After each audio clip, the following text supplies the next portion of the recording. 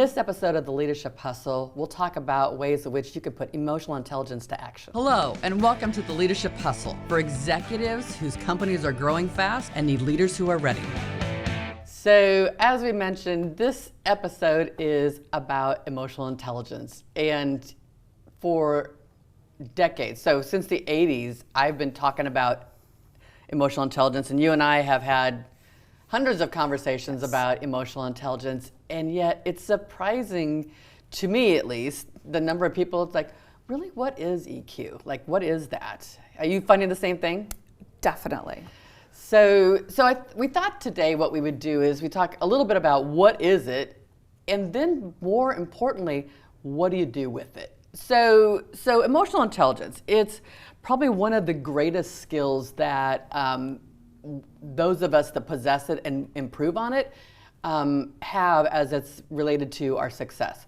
So just to give you a little bit of backstory, most of us, our intelligence and our personalities don't change much after our teenage years. You know, there's not much, and I can literally like watch people's thought bubbles go ahead. It's like, I'm not the same as I was in junior high or high school. I'm like, thank goodness. Mm-hmm. Because really what's going on is that's what is emotional intelligence is kicking in. Yes. What you've done is you've learned to recognize under what circumstances to adjust your behavior, or you recognize that something that you're doing isn't really helping. So, you know, the short version is self-aware and adjusting your behavior to be better with the person that you're working with or you're talking to, but also to be others aware. Yes. And then to adjust, ultimately improving the relationship. That's what you're doing. And correct. Some people do it consciously, some people don't feel like they're doing it consciously, but yes. It has become that. So what are some of the things that you're finding? Well, through the years, we have used what we refer to, it's called the DISC, and it's a personality assessment, which we use it as a tool to help us develop our self-awareness, learn more about what just comes natural to us. And some of those things that come natural to us, we may even say, or people will say, oh, I used to be that way, but I'm not now, which means they've been becoming more aware and responding differently, right? But oftentimes what I will hear people do is use it as an excuse. They do. The DISC, D-I-S-C, has their own acronyms, not to go too deep into it. But the D, I'll just use that one because I land up there in the D area. Me too.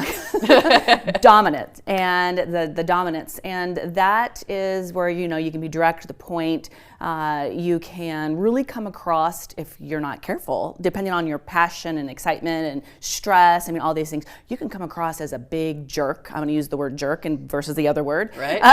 That comes to mind. But people will say, well, that's just me. And I'm like, you know, as I take it, they get the results, and, you know, they will say, oh my gosh, you know, were you following me around? How do you know, you know? But then instead of saying, you know, because my question is, okay, so what are you going to do different? When do you get, you know, when do you feel those emotions, and what are things could you do differently, stop doing and start doing?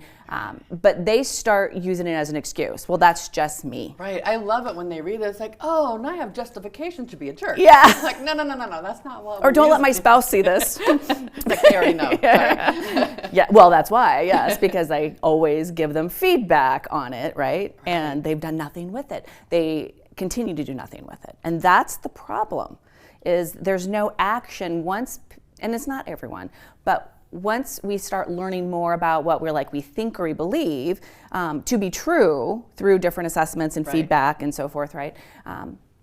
It's the fact that we just justify it then, versus saying, okay, how can I be better? Yes, this is a natural response for me, but it doesn't mean it has to be my natural response. I can condition train myself to be better. Well, and as a leader, you know, it's our responsibility to make the adjustment so that the person and the people that we work with get the results they need, right? So if we're believing that, well, I am just a jerk, now I have the report to prove it, right? Yeah.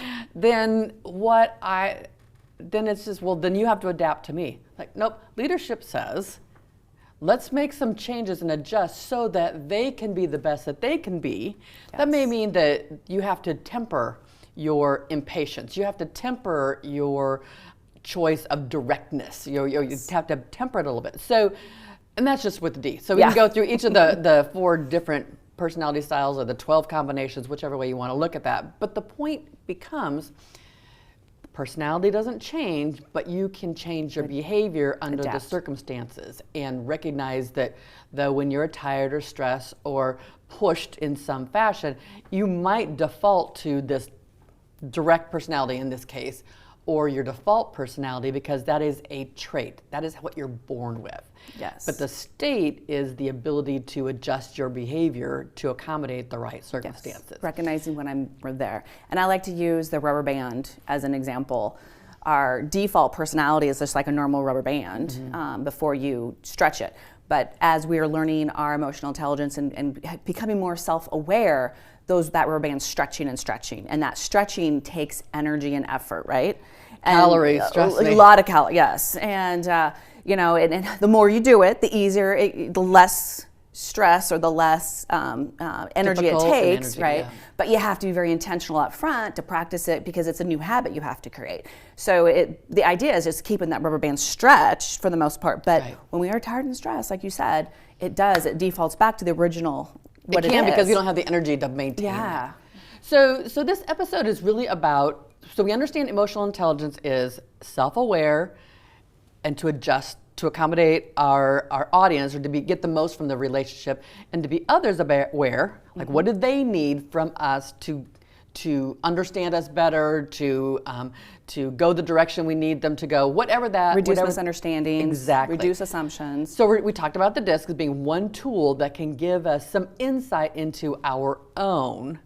And as you learn more about the different personality types, what they might need, might they need more time to process something? Might they need an agenda so that they can prepare differently? There's all kinds of things. What are some of the other tools that you have found, or other techniques that you have found that help people become more aware besides a DISC report? Or as some kind of personality report? Well, feedback.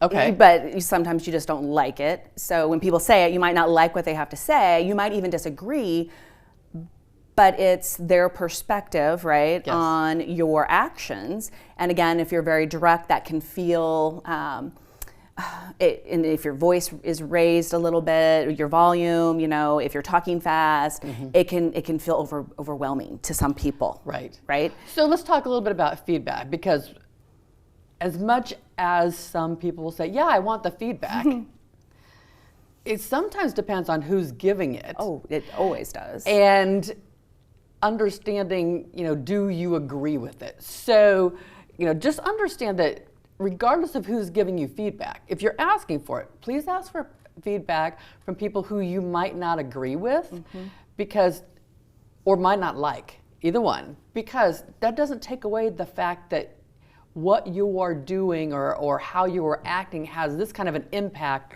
on this other person. And it that could very well others. Be true. Right. I mean, it doesn't mean it stops with them. It definitely is going to be impacting others very similar. So manage the lens of like, dislike. Yeah, your biases. Right? Or manage the lens of, do you agree with it or disagree with it? Because if you disagree with it, that doesn't mean it's not true.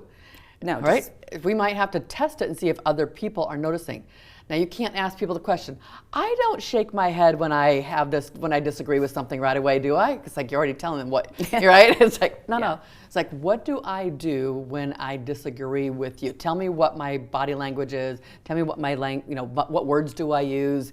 How do you feel when I disagree with you? Yeah. You ask those questions because you need to test it. So asking for feedback, who is it? And do you agree with that? Are two lenses that we have to be careful of, otherwise, what's the point? Correct, because once you've asked for it, now they are going to be looking for you to maybe do something with it.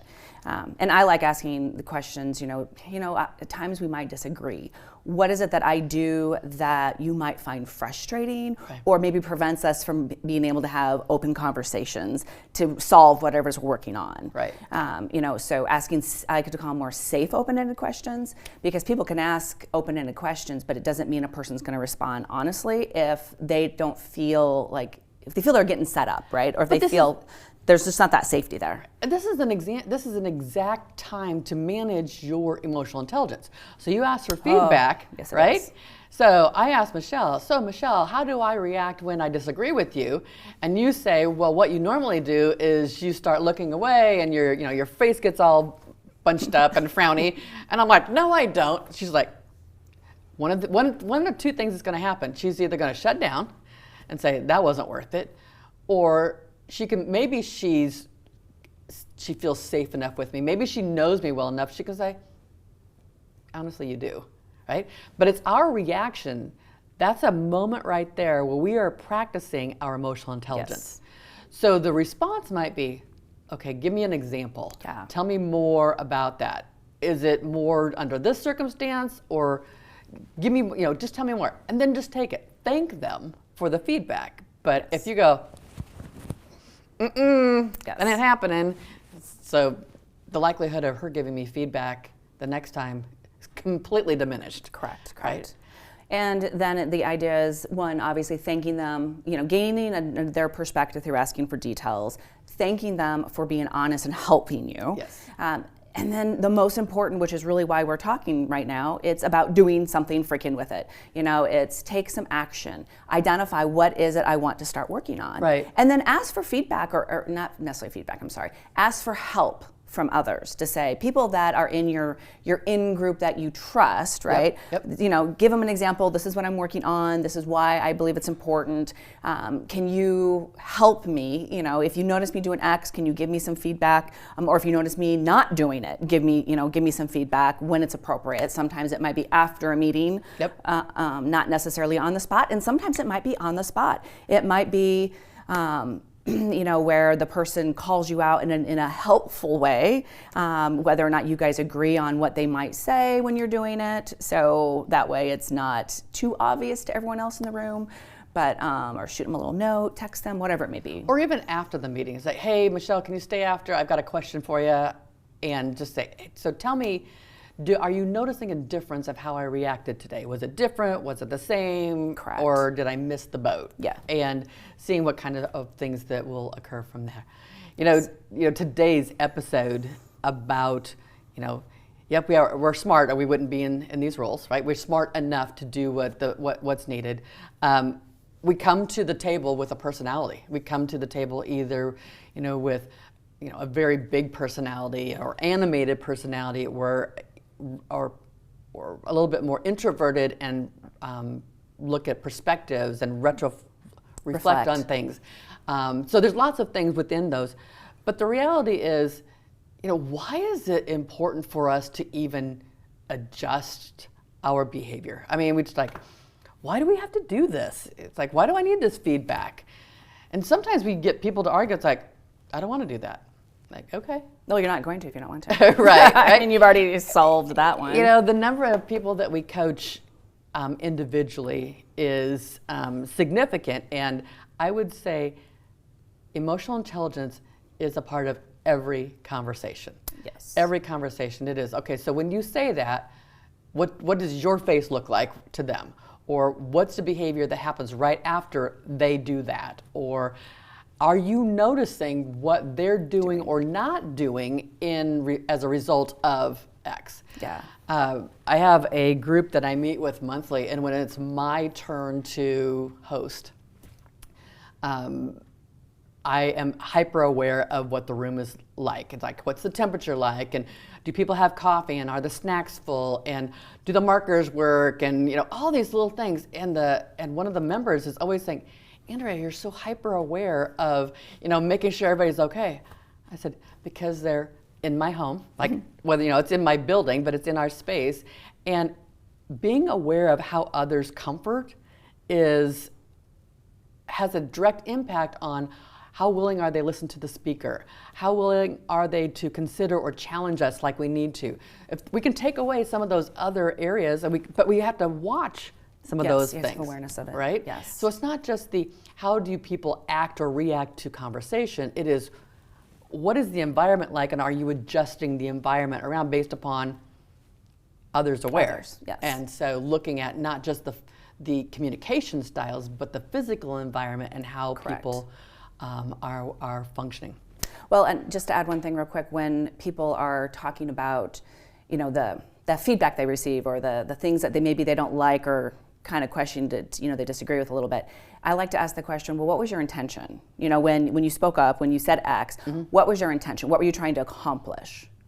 Did you accomplish that? Because usually they didn't at that point, right? So what do you need to do differently, right, to help have a better impact, to be able to accomplish that? Because that's their goal, is about whatever it is their intentions in trying to accomplish it. And that goes back to a little bit about the why, right? And because you have to personalize that why. It's got to be important to them, otherwise they're not going to do anything with it. Well, and recognizing that when we're in meetings, we're either advocating for something. We're advocating for this answer, my answer, this proposal, this thing, or we're inquiring. And if we can spend more time inquiring, then we're much more aware of listening to what the other person's saying, what they're not saying, what their body language is. And so it's, we use the word curiosity a lot, but it really is that inquiring about where a person is coming from, and that is a direct link to others aware.